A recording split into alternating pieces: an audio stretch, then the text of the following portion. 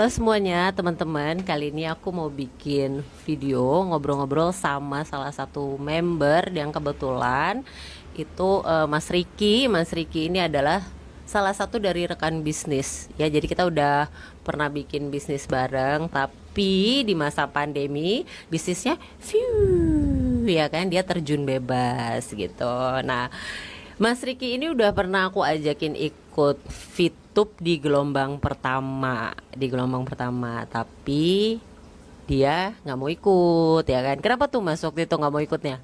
Eh, Awalnya sih ini ya, aku mikir pendapatan untuk viewpoint itu, lama banget sih ya. Ya tapi kalau aku lihat dari plannya lagi jangka panjangnya itu, ya emang kalau kita mau mendapatkan sesuatu itu ya butuh proses yang sangat panjang gitu.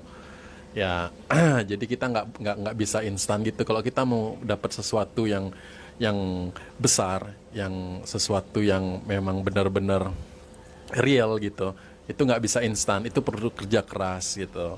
Jadi makanya dulu waktu ketika pertama kali Kak Kristi mengajak aku ikut Fitup, itu aku mikir lama banget gitu kan untuk dapetin viewpoint.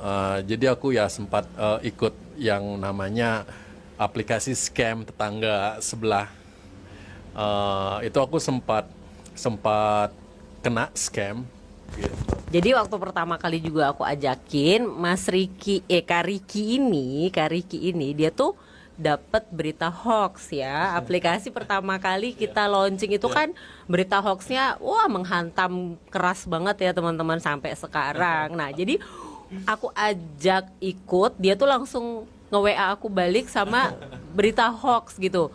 Akhirnya dia mundur dan malah join di yang scam sebelah ya, ruginya sampai puluhan juta. Nah, habis itu pada akhirnya di gelombang ketiga ini Mas Kariki daftar dan berupaya untuk mengembalikan kerugian kartu kreditnya ya, bayangin karena untuk injek ke aplikasi yang scam itu dia sampai ngebobol kartu kreditnya banyak loh teman-teman, dan dia berupaya untuk mengembalikan kerugian itu dari Fitup gitu.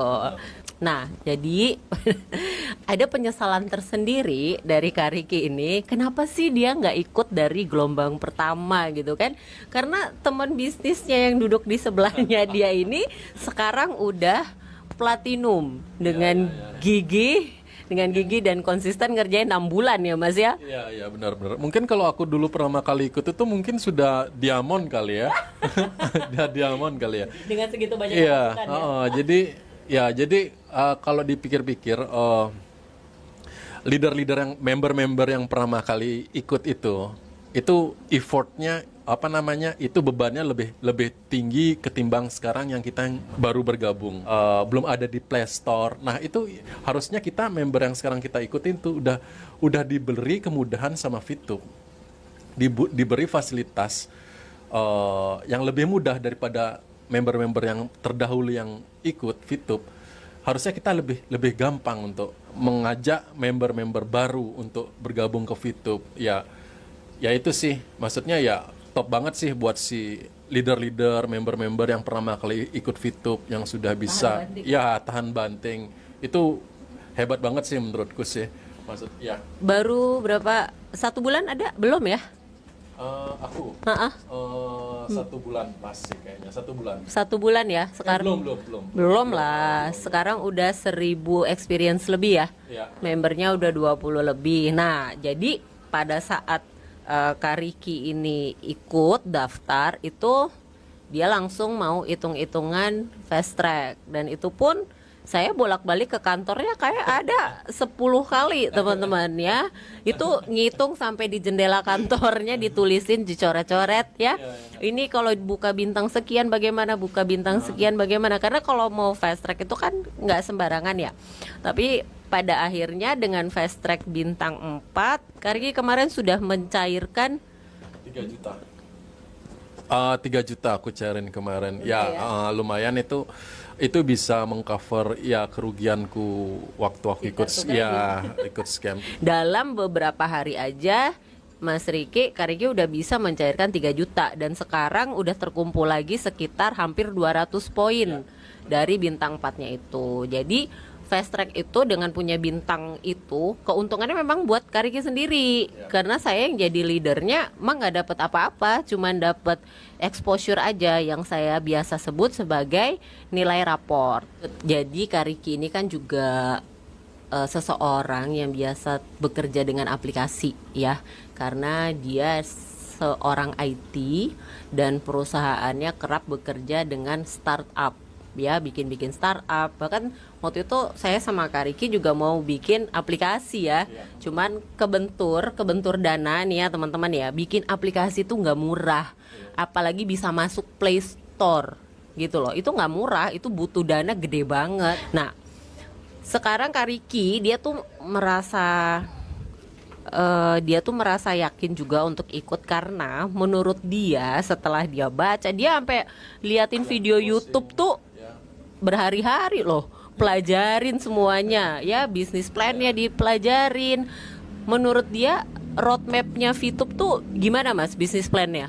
Ya, kalau roadmapnya sih aku lihat sih VTube ini step by step ya. Jadi dia punya fase, jadi dia punya plan.